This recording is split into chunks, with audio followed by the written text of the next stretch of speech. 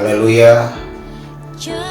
Bagi Bapak Ibu Saudara yang kekasih dalam Tuhan, dimanapun Bapak Ibu Saudara berada, juga jemaat GBI yang dikasih Tuhan Mata 1 dan sekitarnya, kembali pada pagi hari ini kita bertemu lagi dengan kasih Tuhan untuk boleh sama-sama kita menerima satu perenungan firman Tuhan yang tertulis di dalam Yohanes pasal yang ke-15 ayat yang ke-16 yang berbunyi demikian, "Bukan kamu yang memilih aku, tetapi akulah yang memilih kamu, dan aku telah menetapkan kamu supaya kamu pergi dan menghasilkan buah, dan buahmu itu tetap, supaya apa yang kamu minta kepada Bapa dalam namaku diberikannya kepadamu."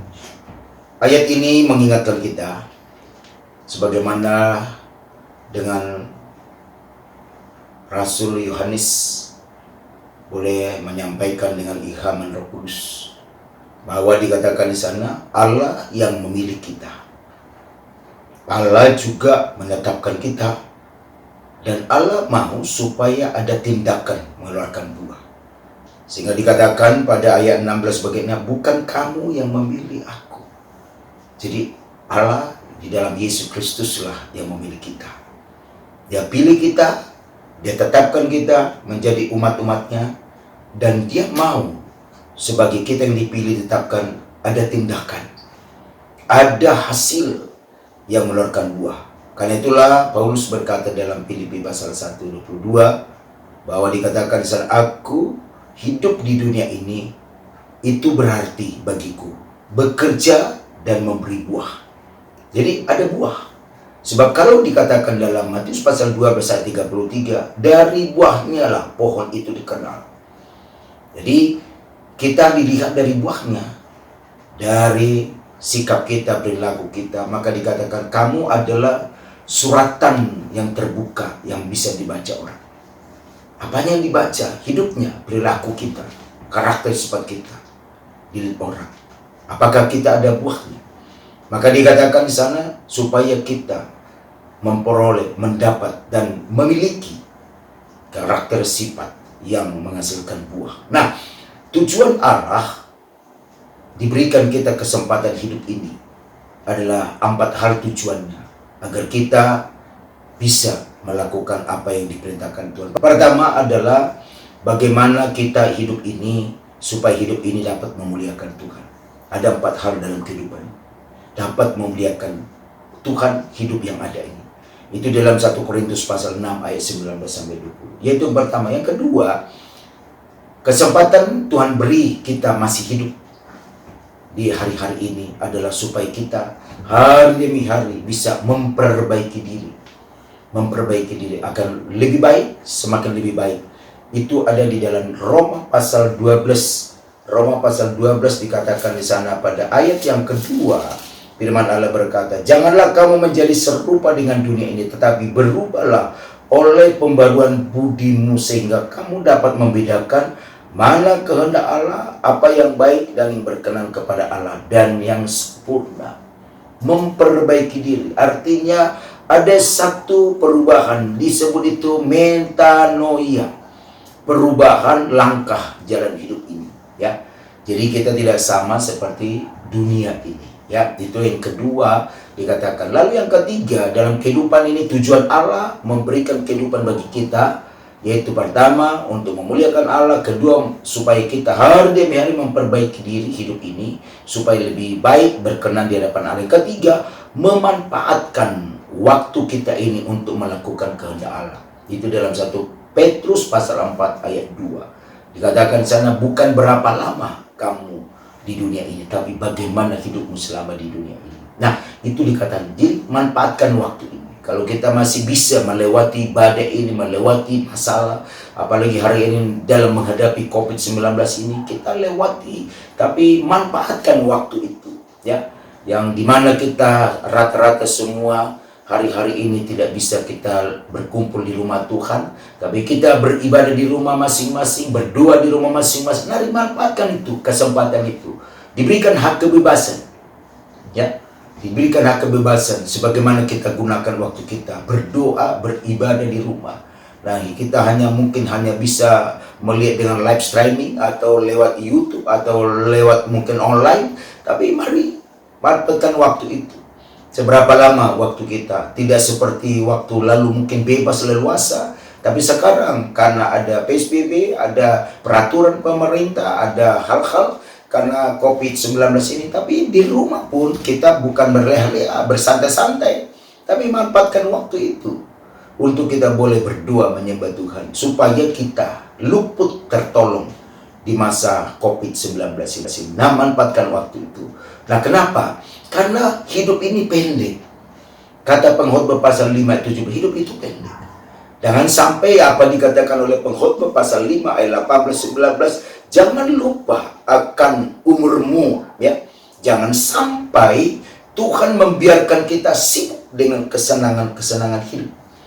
Tiba-tiba kita tidak tahu umur kita. Nah, hati-hati Bapak Ibu Saudara dan saya, supaya manfaatkan waktu itu. Itu yang ketiga. Yang keempat, nah itu yang tadi katakan tadi di dalam Yohanes pasal yang ke-15 ayat 16, menghasilkan atau mengeluarkan buah yang permanen. Nah, buah yang permanen itu bagaimana? Ada dua, yaitu buah pertobatan, ya. Buah pertobatan itu yang dikatakan di dalam Lukas pasal yang ketiga ayat yang ke-8, ya. Ayat ke-8 dikatakan di sana, jadi hasilkanlah buah-buah yang sesuai dengan pertobatan. Jadi ada buah pertobatan, ada buah yang disebut itu metanoia. Nah, metanoia itu perubahan langkah. Ada disebut itu metanoio, yaitu perubahan pola pikir, ya. Pola pikir, mindsetnya, yaitu pola berpikir yang positif tentang sesuatu, tentang orang, tentang hidup ini. Nah, itu. Lalu ada disebut metanoia, perubahan hati.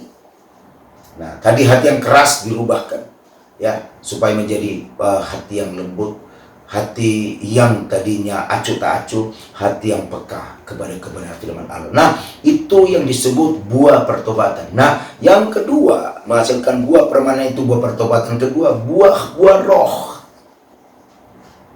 Sehebat apapun saudara dan saya, sehebat apapun yang kita miliki, ya, baik talenta, baik karunia, ya. Nah, Tuhan berikan bagi kita itu adalah bonus. Tetapi Tuhan akan lihat apa yang Tuhan beri dengan talenta itu, dengan karunia itu. Adakah dilihat Tuhan buahnya? Sebab dikatakan di dalam Galatia pasal 5 ayat 22, ada 9 buah di sana, yaitu kasih, sukacita, damai sejahtera, kesabaran, kemurahan, kebaikan, dan terus kesetiaan, kelemah lembutan, penguasaan diri. Nah, 9 ini dibagi 3. 3 yang pertama, kasih, sukacita, damai sejahtera, itu sudah dilimpahkan Tuhan bagi kita. Kasihnya pengorbanan di kayu salib, ya. Sukacitanya supaya kita di dalam kehidupan ini bersukacitalah. Sekali lagi katakan bersukacitalah dalam Tuhan, kata Paulus di dalam Filipi. Nah, itu Tuhan yang punya, ya. Dia berikan kepada kita. Lalu damai sejahtera, itu Tuhan yang punya. Di dalam Yohanes pasal 14 itu, damai sejahtera ku tinggalkan bagimu. Apa yang kuberikan tidak seperti yang dunia berikan. Karena itu jangan gelisah. Nah, Tuhan yang sanggup memberi damai sejahtera, irenai, ketenangan itu. Nah, ketenangan. Nah, lalu 3 yang kedua, yaitu kesabaran, kemurahan, kebaikan. Nah, ini perlu kita miliki. Tuhan sudah beri kasih, kita praktekkan sukacita, damai sejahtera. Dan kita harus menerapkan kesabaran, ya. Harus sabar menghadapi persoalan, tantangan, ya, kesulitan. Banyak orang mengalami kesulitan, keadaan ekonomi karena pengaruh COVID-19 ini, keadaan pekerjaan, orang banyak sekarang mengalami baik PHK, baik dirumahkan. Mari sabar. Sabar, di balik kesabaran itu pasti ada kekuatan. Di balik kesabaran itu kita lihat Abraham begitu sabar menanti janji Allah. Dia sabar. Nah, lalu murah hati. Nah, dalam menghadapi situasi tetap miliki hati yang ada di dalamnya kemurahan hati. Yang berikutnya kebaikan. Kebaikan itu sudah Tuhan taruh. Kita taruhkan kebaikan itu untuk berdoa, memuji Tuhan, beribadah kepada Tuhan, berbuat baik kepada sesama. Nah, lalu yang bagian 3 yang terakhir, yaitu kesetiaan. Kesetiaan itu, sejauh mana kesetiaan saudara Ketika kita tidak bisa lagi berkumpul di rumah Tuhan, masihkah kita setia kepada Tuhan? Masihkah setia kita dalam pelayanan? Masihkah setia kita melakukan firman? Hanya kita dan Tuhan yang tahu. Ya, kesetiaan kita itu apa menjadi kita boleh lakukan. Mungkin kita di dalam bekerja kita masih tetap setia karena kita masih butuh untuk pekerjaan itu. Tetapi bagaimana kepada Tuhan?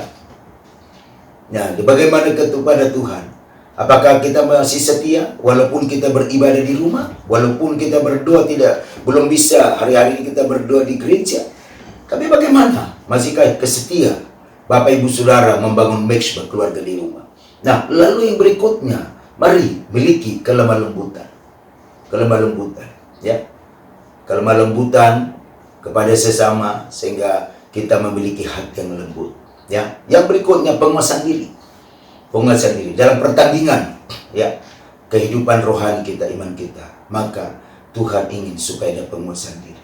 Penguasaan diri sangat penting karena berapa banyak bangsa Israel di padang gurun, mereka banyak yang meninggal karena mereka tidak bisa penguasaan diri. Mereka tidak mampu mengendalikan diri, sehingga banyak mereka bayi yang mati di pagu ular. Karena apa? Tidak mampu mengendalikan diri. Dengan bersyukur hidup ini, mereka malah bersyukur-syukur. Mereka lupa kebaikan Tuhan. Mereka lupa kebaikan. Karena itu di tengah-tengah penderitaan, saya percaya masih ada kebaikan Tuhan yang datang kepada Bapak Ibu Saudara dan saya. Jangan lihat hanya kesulitan saja terus, tapi lihat kebaikan Tuhan. Saya yakin masih ada kebaikan Tuhan terselip di batin kita, di hati kita, di hidup kita, di keluarga kita. Karena itulah, mari kita boleh mengingat kebaikan Tuhan itu, Yesus Kristus, sehingga kita bisa mengendalikan diri. Nah, inilah arti dari apa yang dikatakan Yohanes pasal 15 ayat 16. Supaya ketika Tuhan memilih kita, menetapkan kita, ada tindakan mengeluarkan buah. Buah pertobatan, buah. Nah, inilah menjadi kiranya pegangan kita sepanjang hari bahkan sepanjang hidup kita. Biar Roh Kudus memberi pencerahan lebih dalam bagi Bapak Ibu Saudara saya, supaya sepanjang hari dan seterusnya Tuhan memberi kekuatan untuk melindungi. Doa kami bila Tuhan menyertai Bapak. Dalam nama Yesus, berkati seluruh jemaat-jemaat-Mu yang sudah mendengar firman ini. Berkati mereka, Tuhan, beri kekuatan, perlindungan, kasih situ, benteng kuasa kami, supaya mereka pun tetap sukacita berpulang dimanapun umat-Mu mendengarkan firman. Lindungi Tuhan dengan kuasa darah-Mu, supaya mereka pun menikmati firman. Ini doa kami, mengucap syukur dalam nama Tuhan Yesus. Kami berdoa bersyukur.